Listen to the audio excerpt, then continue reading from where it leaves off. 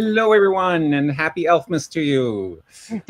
And here we are, day 8, the 8th day of Elfmas. Very exciting. We're getting closer to the end, but we still have lots of time left to do lots of elfing. And we're very excited because we have another special guest today. This elf Paddy from Ireland is here to share the work he's done for one of the Irish wishes. So we're very excited about that. So welcome, Paddy. Welcome, Greg. Glad to be here. Welcome, everyone who's watching. And everyone who's watching. Excellent. And I'm joined, of course, with my three-fourths of my team, of the rest of the team. Kathy's hasn't joined us yet. I don't know if she's planning on joining us again later on. But welcome again, Vicky, Danita, and Christine. Good to see you again. Hello. Hi. Yeah. Would someone like to give us the stats before we turn it over to Paddy? Oh, yes, I have. You did that last time, Vicky. You did a great job. Yeah. Okay, we have 49% of progress. That means we have 60 wishes in progress, 66 in check it twice category, and 52 complete. Oh. So we still have a lot of work to do. Mm-hmm. Yeah, but it's been super fun. It is. Well, that's 52 complete. That's way more than we even got completed in our first year, right, Christine? Where were you in the 30s or 40s, maybe, that first year? Actually, I don't remember. It seems to me that we had lots. Those were complete, I think. And then we did have a number that were, brick walled or whatever with research notes. But it's hard to keep track when there's so many wishes because we had so many come in, and then last year we were using the free space page, and that would be fine if we only had 100 wishes, but I think we had 300 or 400. Almost 400. Well, we had over 400 submitted, but some of them didn't quite qualify because of various things. But yeah, it's been a bumper crop, and our elves have been doing a great job. And still, if we have anybody out there who can work on Polish records, yes, especially we need some Eastern European help. So let us know if you can assist with any of that. We definitely need some more elves in that department. That's good. Well, another category that's always difficult for many of us to research is Ireland. But we have a special Irish expert with us today. So Paddy, how long have you been involved with WikiTree, Paddy? I signed up about 10 or 12 years ago, probably around it was 2011. We had a conference in County Clare run by the Clare Roots Society. And somebody there told me about WikiTree, and I signed up, and I never came back. And then when WikiTree and Genealogy were connected, I came back and I signed up, and I think I uploaded a GEDCOM file and said, this is too much work going through profiles one by one to add them, and I went away again. And then I think it was about 2021, my computer died, and I dug out a really old laptop, about 15 years old, and the only website that would work on it was WikiTree, and I just kept waiting 6 weeks through the pandemic for my new computer to arrive, and all I could do was WikiTree, and I got hooked. Oh, nice. About 3 years. Excellent. And Lucy has joined us. Hi there, Lucy. Hi. And there are the dogs. I think you warned us about that you have dogs that might be joining us on the live cast. Yes. I have 4. 2 are puppies. 2 puppies. One doesn't like all the strange men in my house. Oh no. Uh-oh. Like the Echo and the Alexa, he doesn't like all those guys. Well, Paddy's here, and he's going to talk about the wish that you made. So feel free to ask questions as we go along the way. But I'm going to share your screen now, Paddy. Are you going to do a little introduction tune before you share the screen, Greg? Yes. Well, I need to see. Oh, I see. I need to share your screen so I can read it. Okay. And then we'll scroll up to the top.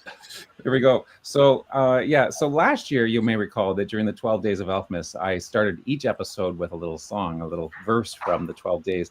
And we just haven't connected it all.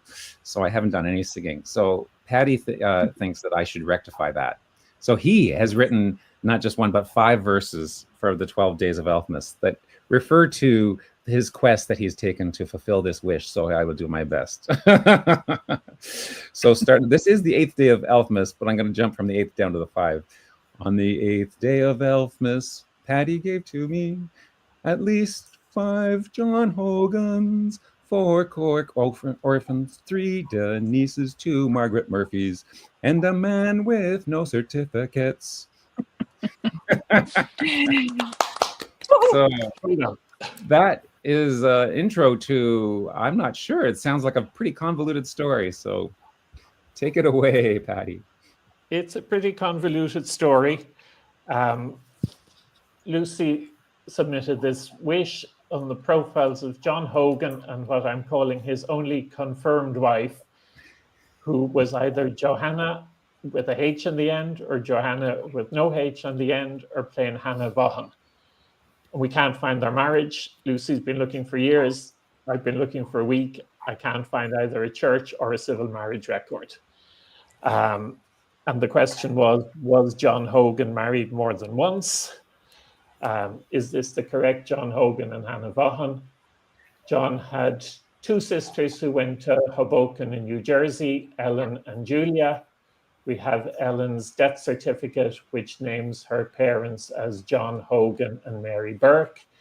We have a passenger list which confirms that Ellen and Julia are sisters. We have a census return in which Julia was living with her grandnephews or grandnieces, which confirms that she had a brother, John, who stayed at home. And we have some of John's children in Irish records. So Lucy said, I know my great-grandmother was orphaned before 1904 when she emigrated. I have no idea what happened to her parents, or does orphaned just mean that her father died?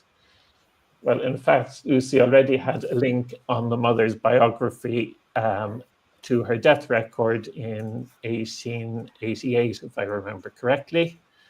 That has it jumped? I don't know where that's. Oh, it's just open. I tried to open it. I opened the same page in a new link. I'm sorry. Yeah, that's right. Yes, that's where I want to go.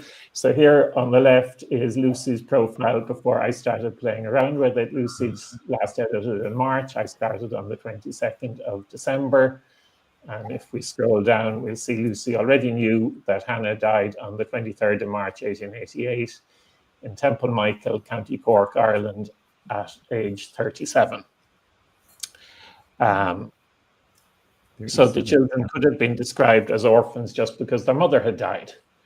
But we don't know what became of their father, John, but I did find 3 possible matches for him in the 1901 census, and I have put them on John's profile. So if I go to John's profile, I don't know whether any of these is the right person or not. They're in the research notes, I presume, are they? No, they're not in the research notes. They're up there. In the 1901 census, we had a John Hogan in Turry North Townland, which was about 15 kilometers from Temple Michael. I put in a link there to the Google map, so you can see exactly where these places are, how far apart they are. We had a rule of thumb in Britain and Ireland, I think, that something like 95% of people didn't travel more than 5 or 10 miles to find their spouses. 15 kilometers is just under 10 miles.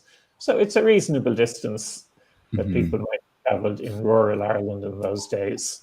We're just north of Cork City on the south coast of Ireland. I suppose if I zoom out, give people a better idea. Eventually it'll tidy up. There's Cork Harbour. There's Cove, previously known as Queenstown, from which most of the transatlantic liners left Ireland. And the Blarney Stone is around here too, isn't it? Blarney is. Oh, there it is. It's. Oh, I see the Blarney Castle. Castle and Gardens. There it is on the purple. So they're not far at all from the Blarney Stone. Temple Michael is where John Hogan Jr. and his wife Hannah Vaughan lived. John Jr.'s father, John Sr., and his wife Mary Burke lived in Glenmire, which is closer to the city, about 6 or 7 miles further south. The other two possibilities that I found in the census are a little further away. There's a John as a farm servant. Note, they're all three widow John Hogans, one living about 15 kilometers away from Temple Michael, one about 30 kilometers away, and the third one is 36 kilometers away. So all plausible matches. I can't find a death record to match any of those three. Two of them are still there in the 1911 census. The one in the middle is gone by the 1911 census. I can't find him in 1911. So there's a lot more work to be done to see whether any of those is Lucy's ancestor or not. But I suspect perhaps the reason the children were described as orphans was they might have been taken into an institution after their mother died. But one reason why that might not be the case, if we look further up on John's profile, I went through all the instances where I could find him on birth or death records. So we have 4 children that we're certain of: John, Mary, Daniel, and Margaret. He was described as a farm labourer when John and Mary were born in 1880 and 1882. He actually registered the births for Daniel in 1884 and Margaret in 1887. I think I've confused Daniel and Dennis in the song, but anyway, that later. He registered his wife's death. He was present at her death in 1888. He was still a labourer, and he was still a labourer in 1891 when his son John Jr. died. So he was obviously still looking after at least one of his children up to 1891. I did find in Mallow, which is probably 30 miles north of Cork City, 2 Hogan girls in a school in the 1901 census. And I wondered whether one of those might be Margaret. I think I put that on Margaret's profile. In the research notes on Margaret's profile, Margaret Hogan, age 13, and Catherine Hogan, age 15, were in the Industrial School of St. Joseph's at Mallow in County Cork. We don't know whether they were sisters. They're on consecutive lines in the census. They have the surname. They might have been sisters. The age fits for the Margaret that we're looking for. It's about 28 kilometers north of Temple Michael where they lived. We can't be certain. There's not enough information in the census record to say whether we found Margaret or not, but it might be worth pursuing further. I didn't get time to look and see, could there have been a Catherine Hogan in the family in Temple Michael that we haven't any other record of? Possibly she's another sister, possibly it's just coincidence that there were 2 Hogans there. But really what I think Lucy was asking, she had an awful lot of speculation in her notes and her biographies and her research notes about other Hogan records that she'd found and wanted to know, are these the same person or are they not? So when I'm teaching beginners, I always say, there's 2 big dangers in genealogy.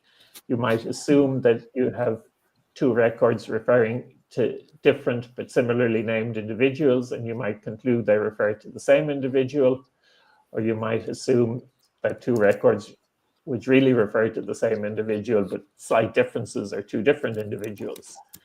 So actually, John Hogan had 2 wives on WikiTree when I started, and eventually I decided I'm going to disconnect the first wife because I don't see any proof that they're the same person. And that's when I said I need to put together this list of all the John Hogans that I've talked about. John, number 1, is definitely Lucy's ancestor. We know his parents are John Hogan and Mary Burke. There was another John Hogan. He was a soldier in the artillery. I found his civil marriage record, his church marriage record, and a military marriage record. And the civil and church records both gave the same parents. The civil record in English just gave the father's name, James Hogan, in English. The church record in Latin gave father and mother, Jacobus and Maria. Of course. But the man we're looking for is the son of a John. Now, that could be a mistake by the priest, and he could have made the same mistake on both the church record and the civil record. And I've actually been dealing with another case over the last couple of days, an inheritance case, where we're 99% certain the priest or the clergyman, it was a Protestant marriage, has written the wrong father's name on the marriage record. It did happen. My own grandmother, I think, in the baptismal register, the priest has the wrong name for my great-grandfather. So maybe Lucy is right, maybe she's wrong, or maybe these are two completely different people. And I think if we go to the profile of John of the Artillery, I didn't find a matching birth, but I think I found a sibling for him. Did I put it in there?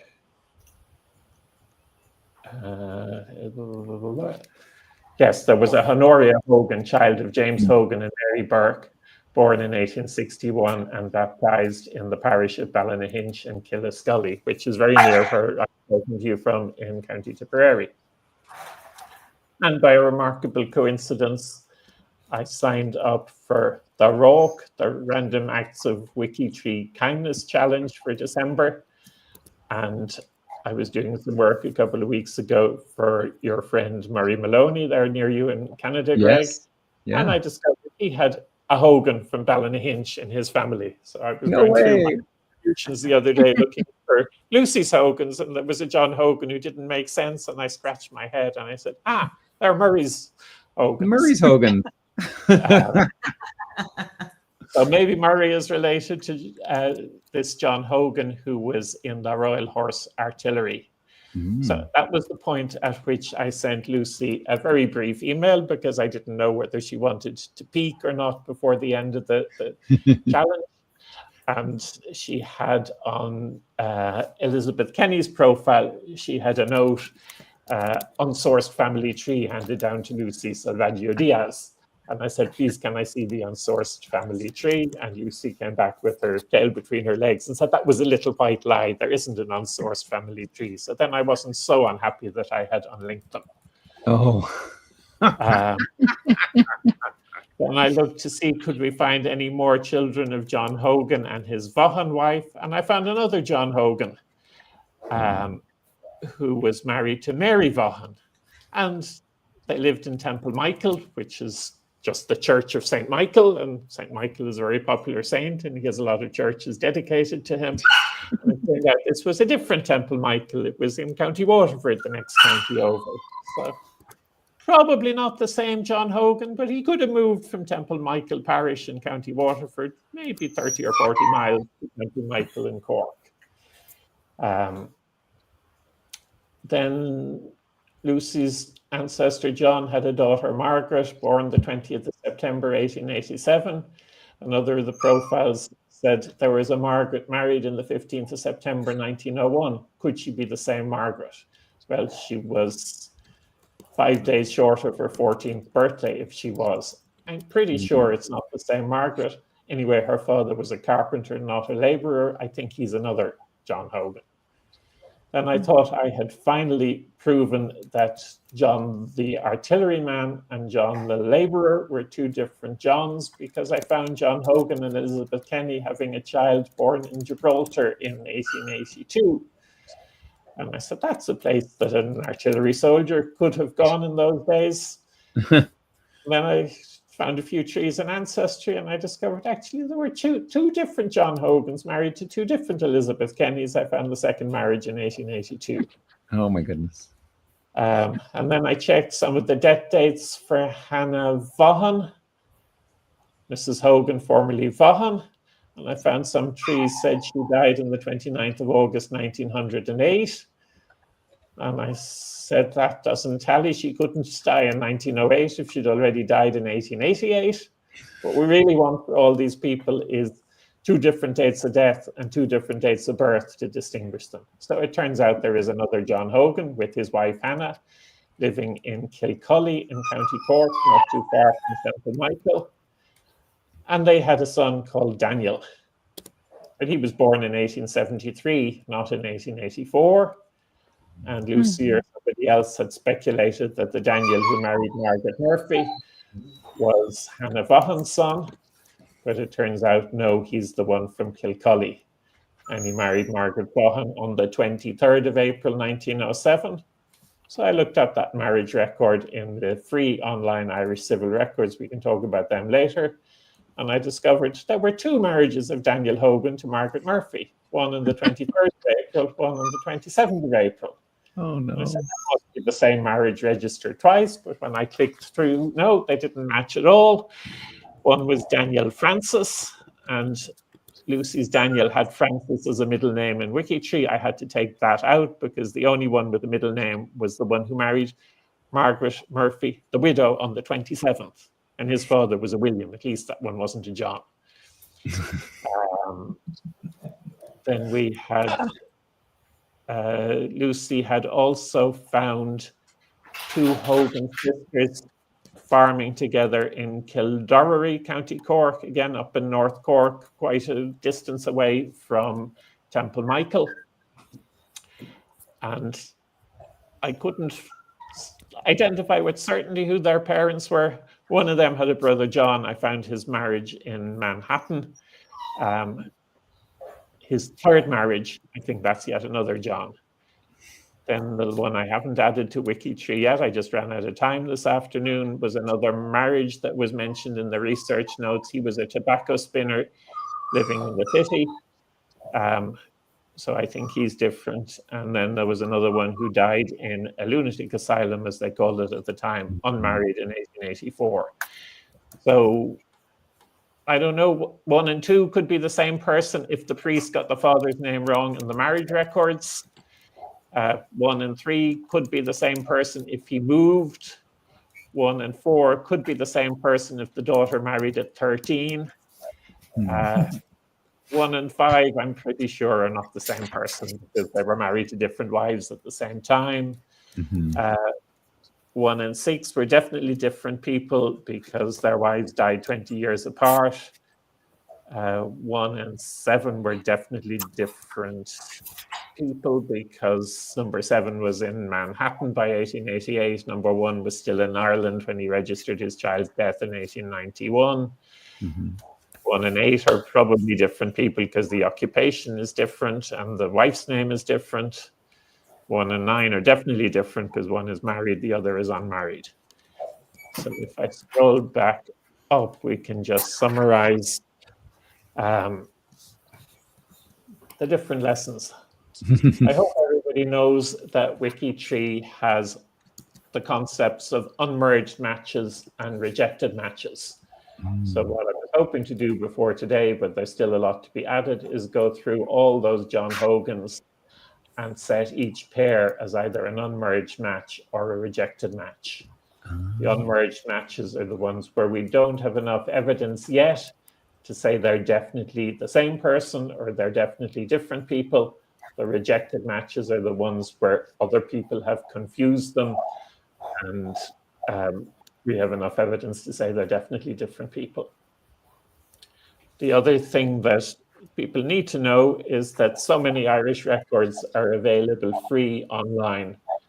A lot of Lucy's work, she was looking at family search and ancestry and finding the civil registration indexes, but we have full registers available and searchable. That first link goes to the advanced search. The second link goes to the simple search. So let's just start with the simple search to show you how it works. It asks you who you're looking for. Well, we're looking for John Hogan. It asks what civil registration district or office we want to look in. the country was divided up in the 1830s into what were then called the poor law unions. And when civil registration of all births, marriages, and deaths started on the 1st of January 1864, those areas became known as the superintendent registrar's districts. And when the records were put online, they became known as the civil registration districts / office. So if we put Cork in there, it will search the city of Cork and the immediate hinterland of the city. The county of Cork, as I think the biggest county in Ireland, a very large county, and it is divided into a number of civil registration districts. So if John moved 20 miles outside the city, he mightn't be registered in Cork.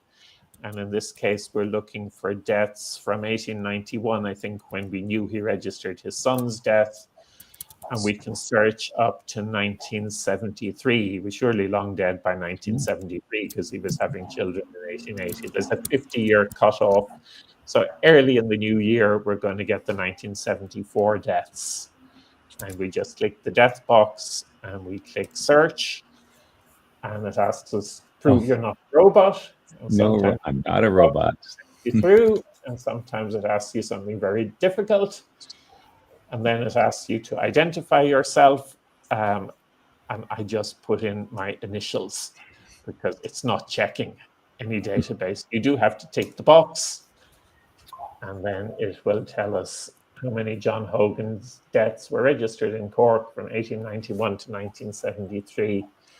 And there were 40. So in our case, I would recommend sort them by date because he's more likely to have died close to the time of the last sighting in 1891 when he registered his son's death. There's the 1891 death with the 11-year-old son. And a lot of these we can rule out based on the age of death. I have looked at most of them. Some you'll rule out because he's not a widower. Some you'll rule out because of age. I'm not going to go through all of them now, but let's just pick one possibility at random. This guy, age 78 in 1931. So that's the next page. We get a group registration ID number and a link to an image. And the image is a PDF file. And these were copies that had to be sent every 3 months to the headquarters in Dublin. That which popped up was a marriage that I was looking at before we went live. So the interesting thing about these pages, the indexes that are available on other websites give you a volume and a page number. And up in the top right-hand corner or sometimes left-hand corner of each page, you see this rubber stamp with a 2 or 3 digit number. So this will show up in the index as being page 125. These are registered in March 1931. So that's the first quarter of 1931. So you can cross-reference between the index websites and this website with the volume, which you work out from the date, the page number you see at the top. And if you know the system inside out, you know that Cork is volume 4, I think. There's 5 volumes covering the whole country. So the guy we're looking for died at the Cork District Hospital, Cork RG, which is rural district, I think, on the 7th of March, 1931, late of Ballyfahan Road, Cork. He was male, he was a widower, he was 78 years. He was a labourer.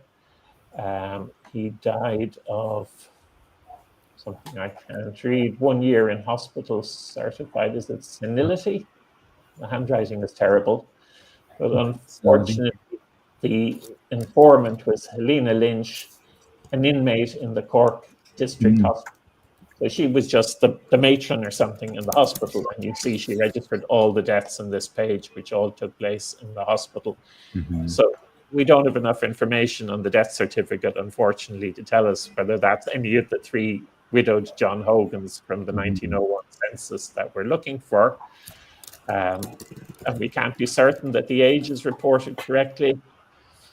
So I don't know. That could be him. That might be one of the others. It might be another John Hogan that wasn't widowed until after 1901. But I do advise people to bookmark the civil registration website, go directly there. There's no longer any need to look at the indexes that Family Search put online many years ago. Usually there's no need, but those indexes that Family Search put online and that Ancestry and Find My Past and others also have, they do go all the way up to 1958. This website has a 100-year cutoff for births, a 75-year cutoff for marriages, and a 50-year cutoff for deaths. So you will get post-1923 births and post-1948 marriages in the indexes, where you won't get the full records here. But you will get deaths from 1959 to 1973 here that you won't get in the other indexes. So the other difference between them is this website just has the first name. If somebody has a middle name, it doesn't appear in the index. But the other indexes sometimes do have the middle name. So there are times when you want to check both sides. Right. Past 1920, is it all of Ireland, or is it which part of it, Ireland? It is just what we now call the Republic of Ireland. Okay. So this site goes up to 1922 for the whole 32 counties. After 1922, you've got to go to the General Record Office of Northern Ireland, Groney, which has its own website, which has a different system where, unfortunately, you have to pay. The one here down south is completely free. Nice. Welcome, Lucy. We can see you. The last little bit, the best hope. I mentioned Glanmire Parish, where we know Lucy's ancestors lived when they married in 1834, and we got one baptism in Glanmire Parish in 1839. But we know there were 3 younger children in that family, Julia and Ellen, who went to Hoboken, and John Jr., who stayed in Cork, with no baptism for any of those 3. So I scratched my head for a few days and wondered why. And then I asked Google, where are the Glanmire records? And I discovered that when the parish registers were being microfilmed, these registers are also completely free on registers.nli.ie. In many parishes, they missed a few books, and in Glanmire, they missed the baptismal records after 1841. And they are still held in local custody in Glanmire. So I sent an email to the parish office in Glanmire, but it's only open 3 mornings a week, Tuesday, Wednesday, and Thursday. And I suspect it might still be closed because we have New Year's Eve and New Year's Day this week, and it may be next week before my email is even read. But it turns out I actually recognize the name of one of the priests in the parish. He's a man from my own native ancestral County Clare, Pat Nugent, who was a historian who published a book on Clare history and society, and then had a late vocation to the priesthood. So I have a contact there if we don't get a reply from the parish office. So the records exist still, they're just not online. They just exist. They've never been microfilmed. They've never been put online. I hope they have an index in the parish office. If they don't, somebody may have to actually go and visit the parish office to see. But for what I'm especially hopeful of, Lucy said in her notes, the tradition is that Julia, who went to Hoboken, got married, returned to Ireland, and lived to be 100. But we have her on a passenger list in 1908 when she was still single on a holiday home to Ireland and going back to Hoboken. And if she married after 1908, the Vatican had brought in the Ne Temere decree, which laid down new rules for mixed marriages where the husband and wife were of different religions. But it also laid down that any marriage that was performed in the Catholic Church from then on, the bride and groom had to produce their baptismal certificates, and information on the marriage had to be sent back to their native parish and entered in the baptismal register. So we might actually have details of Julia's marriage, if she really married, endorsed on her baptismal record back in Glanmire. She's also so much younger than her siblings. Yeah, that's what I found extraordinary. I suspect she might have been lying a little bit about her age. But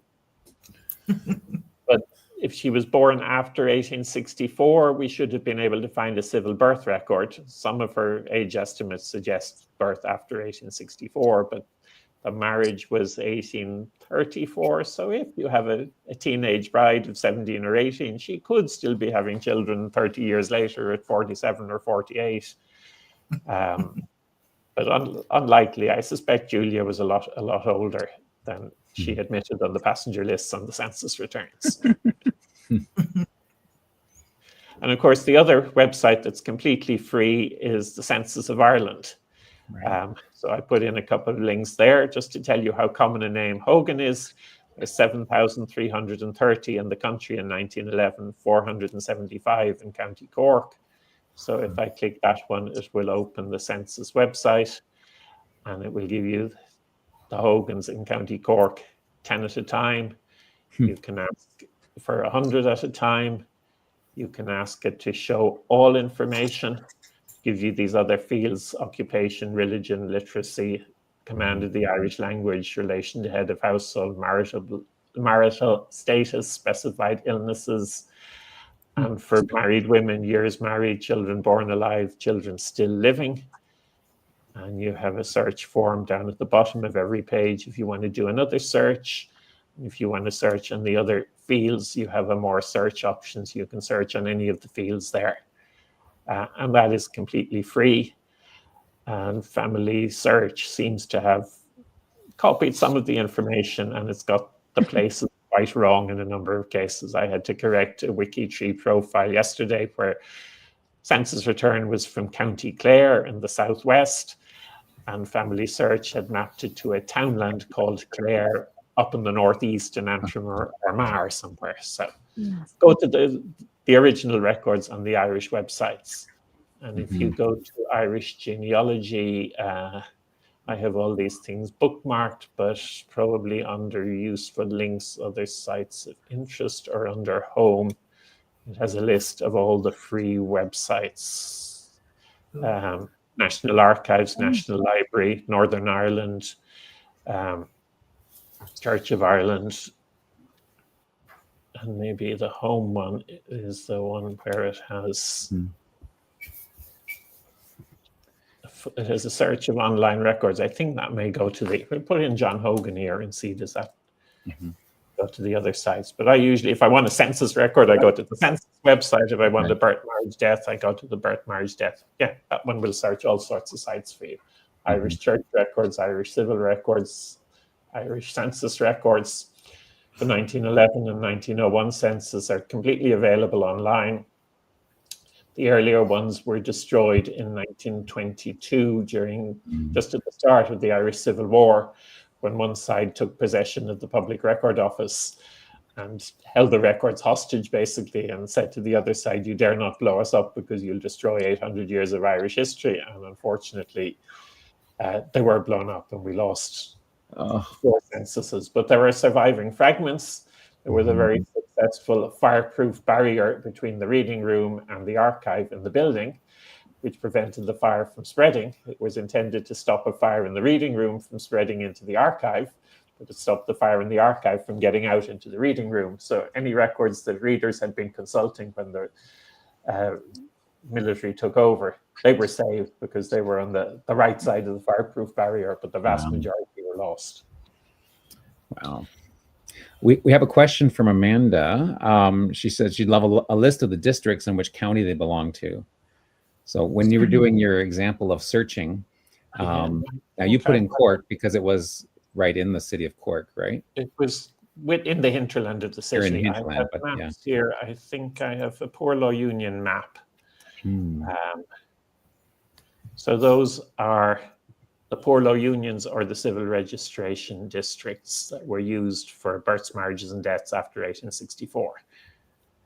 I don't know of any way of overlaying it on other maps, but the Townland Index will also tell you where to go. If I open up, my favorite Townland Index is the Sean Rua website. And if you know the townland and the county, Hmm. so if we put in Temple Michael, Right. it will give us all the townlands called Temple Michael. Oh, it's not that original. There are 6 of them in 6 different counties. You can see Tipperary and Cork were such large counties, they were divided into ridings, Cork into 3 ridings, Tipperary into 2 ridings. And the PLU column here tells you which superintendent registrar's district the births, marriages and deaths will be in. So our Temple Michael in Cork East Riding is in the Cork Poor Law Union. And the other Temple Michael, where the other John Hogan married to the other Vaughan wife lived, is in the Youghal Poor Law Union, which straddles the border between East Cork and West Waterford.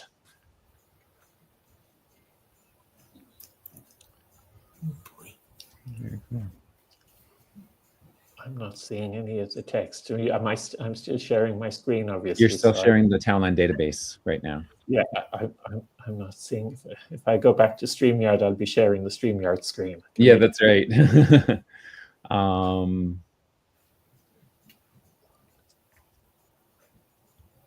Yeah, I don't see any other questions offhand. I don't know if any of my other co-hosts. Has Lucy any more questions, having heard all that? I'm sure. Well, this is a wealth of information. That's great. Lucy, do you have any questions or comments for Patty? Not really. It's very, very thorough, you know. Very. Research. I have less research notes and lots of other profiles that you might want to look at as well. Oh, yes. Yeah, I've completely neglected that branch of my family. I haven't worked on that in years. And I just at the last minute put that in, and I didn't even look at what I had done before. And I was like, ooh. What a mess. I also asked Lucy to share her Ancestry DNA match list, and that wasn't terribly helpful because there don't seem to be many matches from the County Cork side. Okay. Your mother may have matches that you don't have from the County Cork side. She may have segments that she can pass on to you from County Cork.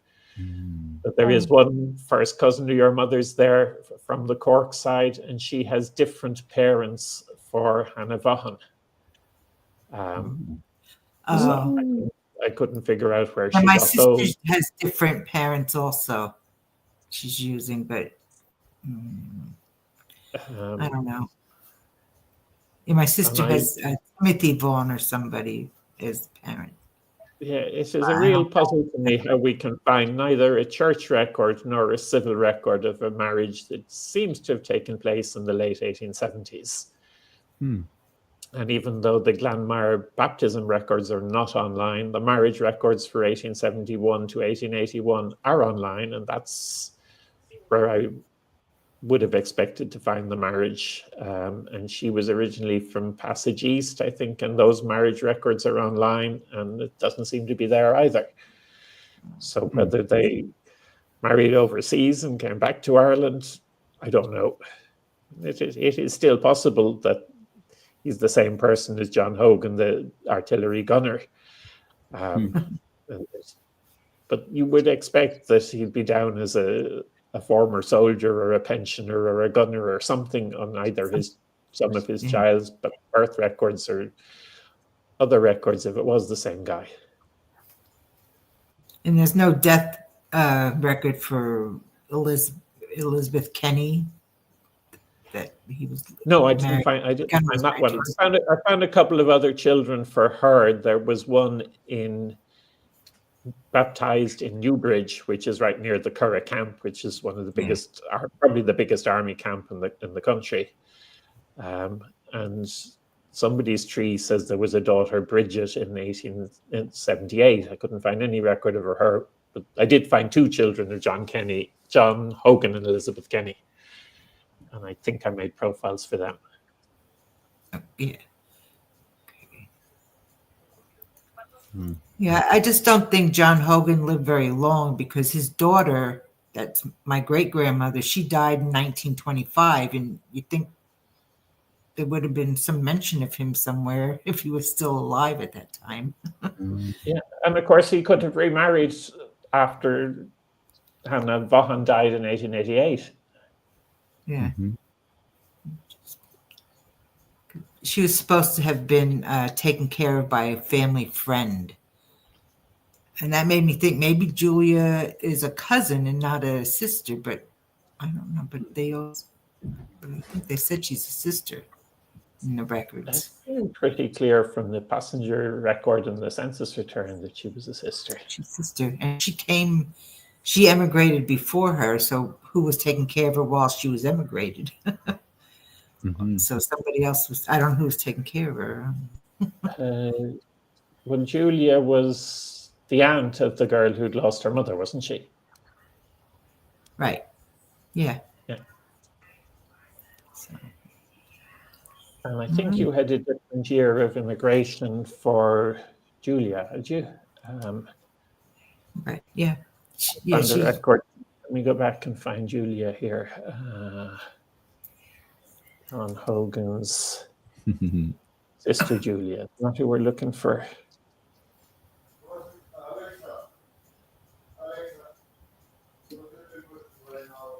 Julia. I think there's 2 years of immigration on the profile. I found her in 1897, and you had 1891. But when I went to your source, there was no precise date in it. So I don't know, was that just a typo for 1897, or had she been over previously in 1891?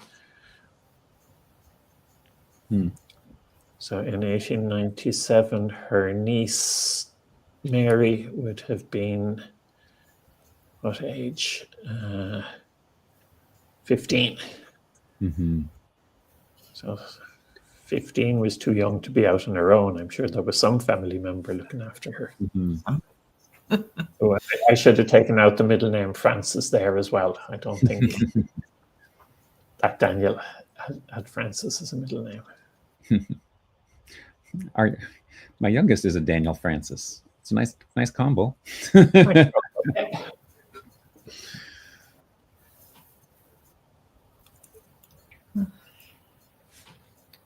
So we didn't get it done in 30 minutes. We didn't get it done in 30 minutes. No, but this is wonderful. What a travel through. I was going to say Hogan's Heroes, but not quite heroes. Hogan's Adventures. You're a hero for going through all the Hogans. How about we say that? Thank you. That's great work. Thanks very much, Patty, and thanks for showing some of those sites that are free, which is always nice. Genealogists love free sites. That's great. So people often ask me, what's the best site for Irish genealogy? And I say, the one that has the record you're looking for. That's exactly, that is the right answer. Yeah, even if you have to pay for it, that's the one you want. You need to know where to look. Yeah. I did not look at rootsireland.ie, which is a subscription site that has church records for some parts of the country, but not for Cork City because they are on the free Irish genealogy.ie site. But it is possible that might have picked up some of the missing records if they're in other parts of the country. Right. Yeah. And were your Hogans Catholic, Lucy? Yes. Yes. Yes. Yeah. So all these people seem to be Catholic. Yeah. Yeah. Once the Catholics were allowed to have records again, right? Yeah.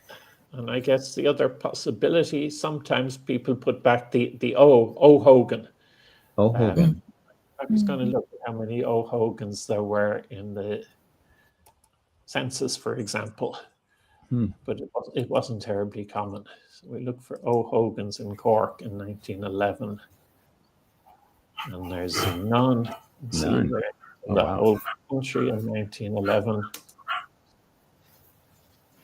There's only 18 in the whole country has readopted the O. So I don't think that's where they're hiding. But who knows? Wow. Well, thank you very much. That was very enjoyable.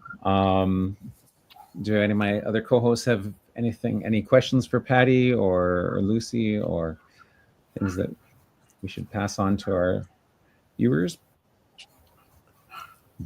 No, I'm just jealous. You're just jealous.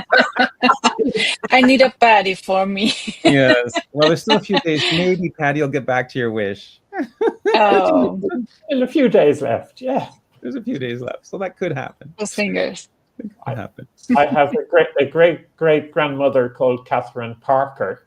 So I have studied all the Parkers of County Limerick for many years, and I noticed that Vicky has researched General Sir William Parker Carroll, whose middle name came from a Parker mother. So I do know a bit about his Parker ancestors, but not much about his Carrolls, which I think is what you're interested in, Vicky. Wow. Awesome. Well, we will see you again tomorrow. We're scheduled for 12 noon Eastern Standard Time again. So same time, same bat channel. And we have to finalize who we're going to be chatting with tomorrow. But it'll be interesting, no doubt, I'm sure. Thank you again, Patty, for coming and sharing your iris research with us. And thank you, Lucy, for making the wish and joining us as well. It's always great to have a wishy and the elf who solved the wish together. It's a neat combination. Thanks, Vicky and Christine, for joining me. And happy Elfmas, everyone. And we'll see you tomorrow. Bye.